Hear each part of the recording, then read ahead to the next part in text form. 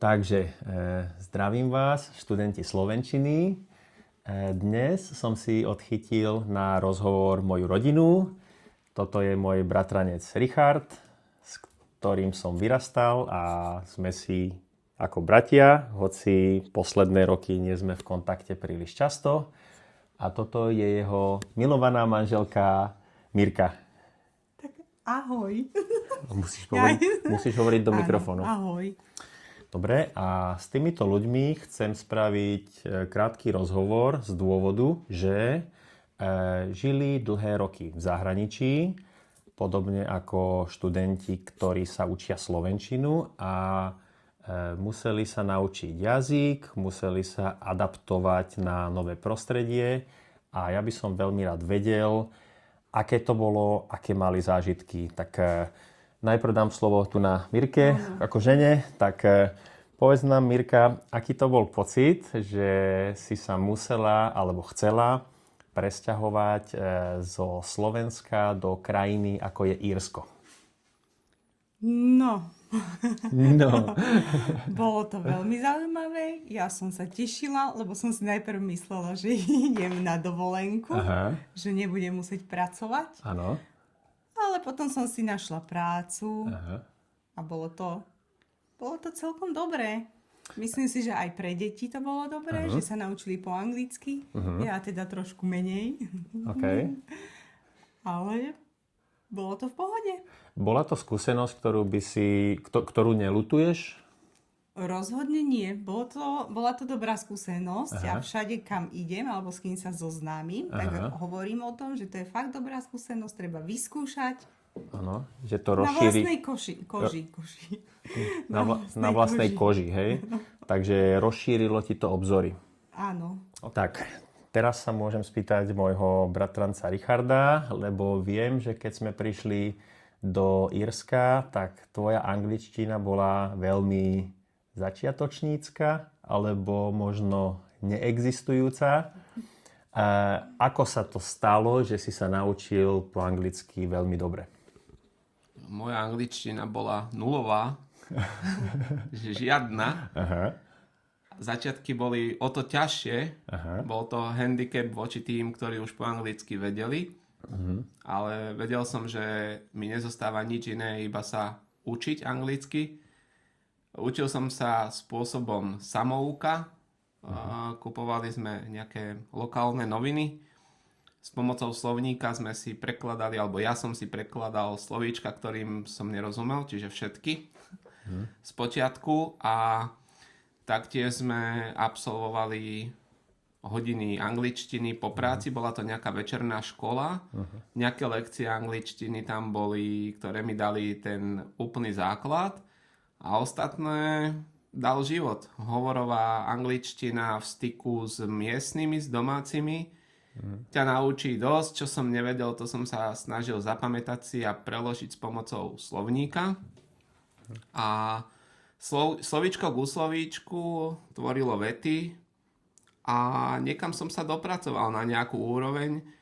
Nemám to zmerané, nemá to žiadny level, žiadny certifikát, ale viem sa dohovoriť, aspoň teda v hovorovej angličtine. Dobre, ako to vnímali vaše deti? Keďže vy, keď ste prišli do Írska, tak prezradím, že vy máte dvojičky, ktorí sú už dnes dospelí chalani a potom ste mali ešte tretie dieťa, ktorý je už tiež dospelý syn. To znamená, vy, keď ste prišli s dvojičkami, koľko mali rokov a aké to bolo pre nich adaptovať sa na nové prostredie? No, dvojičky mali 3 roky, tu sme ich vytrhli zo škôlky, z domáceho prostredia, ale brali sme to, že ideme na dovolenku, ideme za tatom, bude dobrodružstvo, ale keď zbadali dom, veľkú záhradu, že mali výbeh, vzrušov, úplne všetko nové, že oni nemali žiaden handicap, že by nechceli alebo blok. Oni to brali ani neviem ako, myslím, že dobre, akurát, že bývali často chorí. Akurát to sa adaptovali na ten vzduch vlhký zrejme. To im bylo zle. No, rozumiem. Často chorí. Dobre, ale ako oni napredovali v tom, že nevedeli samozrejme jazyk vôbec. Naučili sa ho rýchlo ako deti? No, začali chodiť do škôlky, však ty si rozprával s nimi občas po anglicky. Aha. V záhrade, že to je tráva, green, one, two, narátať, také základné veci, ktoré som vedela. Zo školy som ich učila, aj keď to nebolo asi vo výslovnosti dobre, ale celkom sa dobre naučili. Išli sme do škôlky, však išiel si s nami komunikovať, tie sme sa tam nevedeli dohodnúť. A oni sa naučili, hádam do roka, ani nie. Za 1 rok sa naučili po anglicky. Áno, začali rozprávať, však mali 5 rokov, keď išli do škôlky, alebo 4. A oni sa naučili básničky, počítať, proste všetko sa naučili. Išli do prvej triedy, vedeli po anglicky. Áno. Čím je to, že deti sa dokážu učiť jazyk oveľa rýchlejšie ako my, dospelí? No, oni si nepomáhajú slovenčinou. Boli hodení do anglického prostredia, keď sa chceli dohovoriť. Ja doteraz neviem, jak sa to na tie deti lepí. Ja. Jednoducho, oni sa to naučili, pochytili to a majú dobrý základ do života. Áno, samozrejme, hej. Ťažia z toho vlastne doteraz. Áno, hej? áno. To Dobre. je veľké plus. Áno, rozumiem. Ako určite, keďže obidvaja pracujú ako stevardi a využívajú angličtinu každý deň a dodnes sa vlastne medzi sebou rozprávajú po anglicky. Hej. Slovenčinu vedia, lebo doma sme sa rozprávali po slovensky, ale medzi sebou a s chlapcami vonku v škole po anglicky. Áno, rozumiem. Deti chodili vlastne do anglicky hovoriacej školy, ale medzi sebou ste sa rozprávali po slovensky. Bolo to pre nich náročné vlastne vyrastať v dvojjazyčnom prostredí, že prepnúť ten jazyk v hlave na ten druhý jazyk? Predpokladám, že bolo, ale bolo to v ich prospech, pretože dokážu komunikovať plynule minimálne v 2 jazykoch, ak nepočítam to, že rozumejú aj českému jazyku. A doma sme sa rozprávali po slovensky, oni medzi sebou sa rozprávali po anglicky, teda všetko ostatné bolo v angličtine, pretože aj kamarátov mali z domáceho prostredia, tam využívali angličtinu. Doma slovenčinu, pretože sme potrebovali ten jazyk udržovať nielen preto, pretože sme Slováci, ale aj preto, že si dorábali rozdielové skúšky v slovenčine robili na Slovensku, čiže potrebovali ten jazyk mať aj kvôli tomu, aby získali vysvedčenie za štúdium v slovenskom jazyku, čo robili pravidelne každý rok tieto skúšky.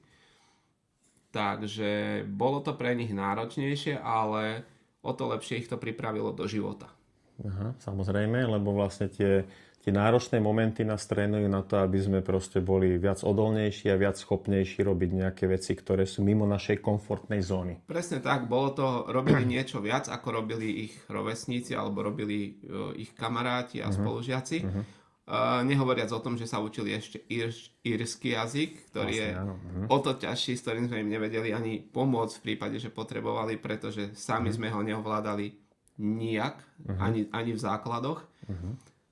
Takže jazykovo relatívne mali na škole aj nemčinu, áno, treba dodať aj to, ako ďalší cudzí jazyk.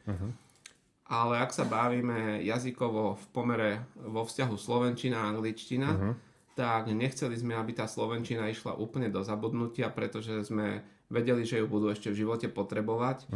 A tak sa aj stalo do budúcna, vlastne v budúcnosti od času, kedy študovali v Írsku, tak neskôr vlastne pokračovali v štúdiu na Slovensku a tá slovenčina sa im nakoniec zišla.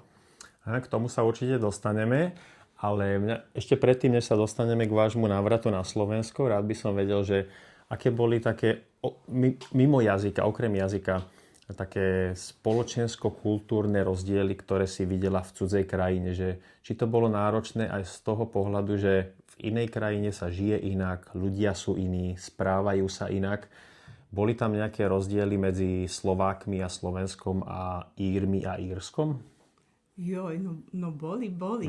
Napríklad? Írsky ľudia boli milí, ústretoví Zdravili sa na ulici. Aha. Proste, neviem, boli stále usmiatí v kľude, nikto nikde nebežal, neponáhľal sa. Tak si myslím, to bolo také iné, príjemnejšie, lepšie sa mi to zdalo. Okay. Ani som sa v noci napríklad nebála, keď som išla z roboty o 2:00 v noci. Po ulici. Že nemala som strach. OK. Ale prijali vás, alebo teda nás, ako cudzincov, ktorí prišli do ich krajiny odniekiaľ, z krajiny, ktorú mnoho z nich ani možno poznali, ale nevedeli o nej veľa. No, to neviem, nemyslím. Neboli k nám zlí. Prijali nás. Mňa v robote prijali. To môžem povedať, že správali sa ku mne pekne. Doteraz sme v kontakte, doteraz si píšeme. Ale neviem, určite nás vnímali, že sme cudzinci, že nie sme tam doma. Necítila som sa tam ako doma. Nikdy sa ti nestalo, že si pocítila nejakú diskrimináciu, že si tam vlastne imigrant a že by sa k tebe správali inak, ak by si bola narodená v Írsku? Neviem, no už tie posledné roky, ako som ti spomínala, že boli také, že vykrikovali po nás, že bereme im ich prácu, že sme proste cudzinci, nech ideme domov. A vlastne to boli deti. Niektorí možno, hej. Áno, ale akože ja keď som povedala v práci, že odchádzam, tak boli smutní. Aha, samozrejme, lebo ťa poznali. Plakali, áno. Aj plakali? Aj toto akože, wow. Fakt. Boli smutní, urobili mi bye-bye party s darčekmi. Áno. Všetkým. No a miesto mňa jednej zobrali ďalšie dve. Tak samozrejme, lebo ty si pracovala za dve. To sa nedá len tak vymeniť za jednu normálnu. Hej? No. Ale nemyslím si, že tam v mojej práci nerobili rozdiely. Boli na mňa dobrí. Proste brali to férovo, že či je Slovák alebo Ír, správali sa k tebe korektne. Áno. Hej. Tak to sa stane asi v každej krajine, že niekto môže po niekom niečo kričať a určite sa to stalo aj na Slovensku mnohokrát ľuďom, ktorí nie sú narodení na Slovensku. To je asi nepríjemný pocit, že? No, to je a myslím si, že tak, jak sa my teraz správame k tým cudzincom a Ukrajincom, že až tak sa oni k nám zle nesprávali. Hej, asi áno. Si to myslím. Asi áno. Napriek všetkým pozitívam, ktoré ste o Írsku povedali, ste sa po rokoch rozhodli vrátiť sa na Slovensko. Prečo a aká bola tá tranzícia vlastne prechodu alebo návratu naspäť z krajiny, ako je Írsko? Rozhodovali sme sa dlho. Dôvody boli najmä to, že poprvé nešli sme tam natrvalo. Nešli sme tam s úmyslom, že zostaneme. Hej. Sme Slováci a patríme na Slovensko, tak aj preto sme sa vrátili a to súvisí s tým, čo som povedal. Proste tu ste doma. Tu sme doma, sem patríme. Skúsili sme si život v zahraničí. Myslím, že to nebola iba nejaká brigáda. Bolo to niečo dlhodobejšie. Boli sme tam takmer odhliadnúť od nejakých 3 mesiacov, tak 13 rokov. Myslím si, že je to celkom slušná doba na to, aby sme zistili, ako sa žije v zahraničí. A rozhodovali sme sa približne 2 roky, čo urobiť. Či zostať natrvalo, alebo odísť natrvalo.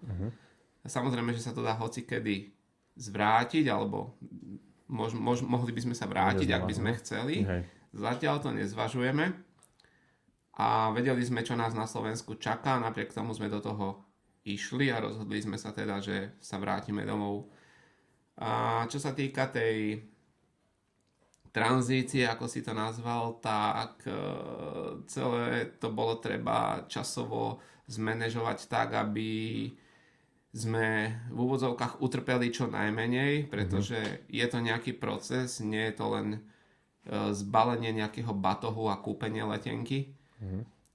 My sme tam žili plnohodnotný život, tým pádom sme mali zariadený rodinný dom, mali sme tam nejaké vozidlo, mali sme tam nejaké zazmluvnené vzťahy, teraz pracovné bežné veci, že ukončiť v práci, ukončiť trebárs platbu za služby, či už vývoz smetí, internet, energia a tak ďalej, že bežné veci, ktoré sú potrebné pre život, že bolo treba ukončiť, doplatiť, vyplatiť a načasovať to tak, aby ten prechod bol stanovený na letné prázdniny, aby deti doštudovali, počas prázdnin presun a od septembra zase plynulý nástup na školu na Slovensku. Podarilo sa nám to a beriem to pozitívne aj ako veľkú skúsenosť do života, tak ak by niekto potreboval poradiť. Obraťte sa tu na Richarda, ten je v tom expert samozrejme. Sme tu a vieme poradiť, ale samozrejme je to s nadsázkou povedané. Pre nás je dôležité to, že nám to vyšlo tak, ako sme si to naplánovali a nič nezhavarovalo z tohto plánu, alebo nie nejak výrazne. A myslím, že keď sa na to pozriem spätne, tak ten proces hodnotím tak, že to prešlo hladko. Áno, áno. Ja si pamätám, že sme prišli do Írska ako jedni z prvých Slovákov a Čechov, hneď potom, ako Slovensko vstúpilo do Európskej únie. To znamená, ďalší Slováci, ktorí prišli neskôr, vlastne prišli za nami po informácie, chodili k nám, lebo my už sme mali kde bývať, mali sme internet, mali sme bankový účet a mali sme číslo sociálneho poistenia v Írsku. To znamená, my sme mali už informácie, ktoré tí noví ľudia, ktorí prišli, ešte nemali, tak si pamätám, že že k nám chodili a veľa sme o tom diskutovali. Keď ste sa vrátili na Slovensko, Mirka, tak už ste nemali 2 deti, ale už ste mali 3 deti.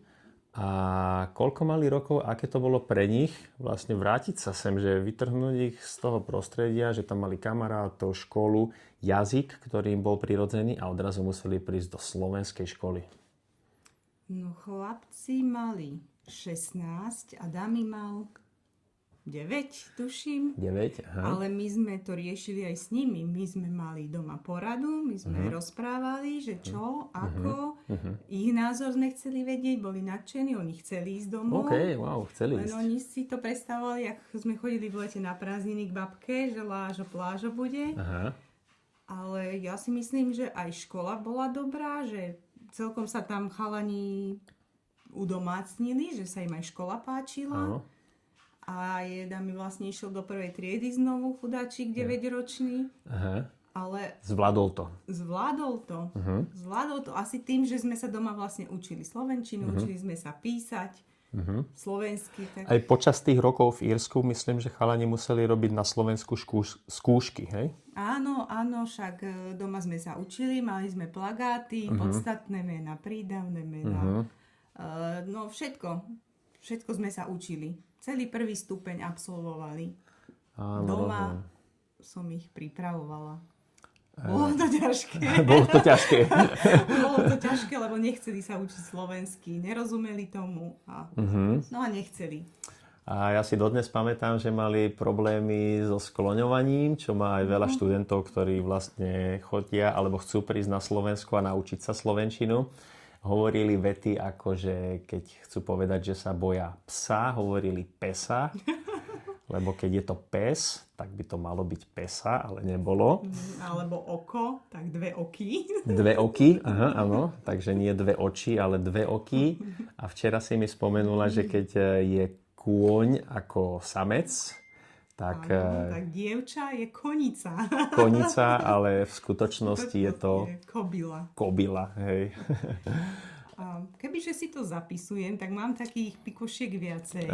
Ale viem, že chlapci v škole, oni o tom rozprávali, dokonca mali na Stužkovej nahrané scénku takú, že sa pani učiteľka pýtala, že niečo sa pýtala, že ktorú farbu majú radi. A oni povedali áno, to čo bolo u nás v Írsku, keď sa ťa niekto opýtal, yes alebo no, nevedel si, o čom hovoríš. Áno, aha, tak si, áno, že sa tváriš, že áno, rozumieš, ale nerozumieš. A povieš yes a ona, že no, ale farbu. Nejako tak to bolo, myslím. Neviem, či to bola správna tak otázka, to bolo?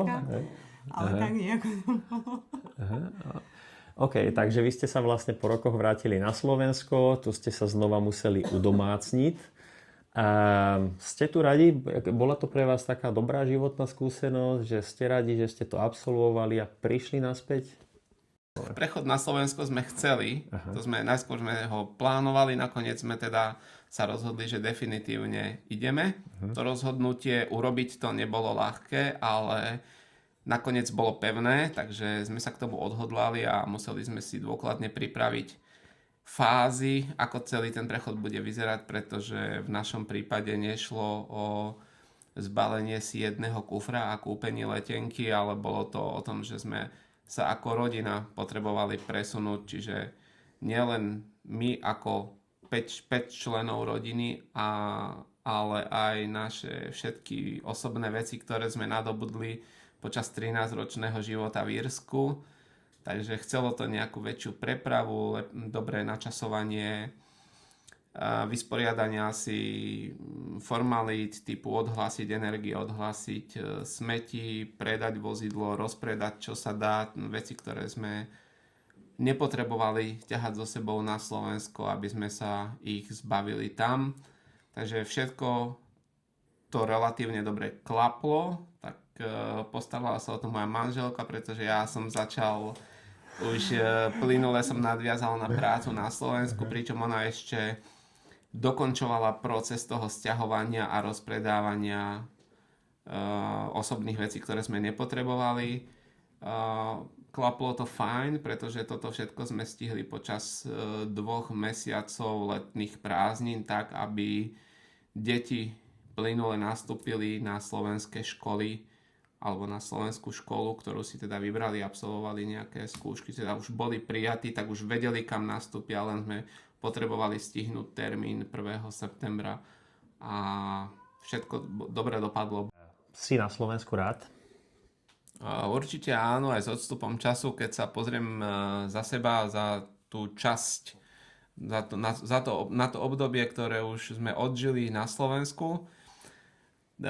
Som tu rád, treba sa tu viacej byť so životom, viacej sa treba obracať, viacej sa treba starať. To znamená, že ten život je tu v porovnaní so životom v Írsku ťažší, alebo musí sa človek viac starať na to, aby priemerne alebo nadpriemerne prežil.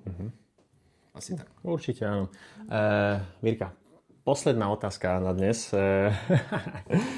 Takže veľa mojich študentov, veľa ľudí, ktorí sa učia slovenčinu nielen so mnou, ale aj sami, majú radi Slovensko, chcú na Slovensko prísť žiť, alebo tu už žijú a chcú sa adaptovať. To znamená, učia sa ten jazyk. Akú radu by si im dala, ako sa čo najrýchlejšie a najľahšie naučiť jazyk a adaptovať sa do slovenského prostredia?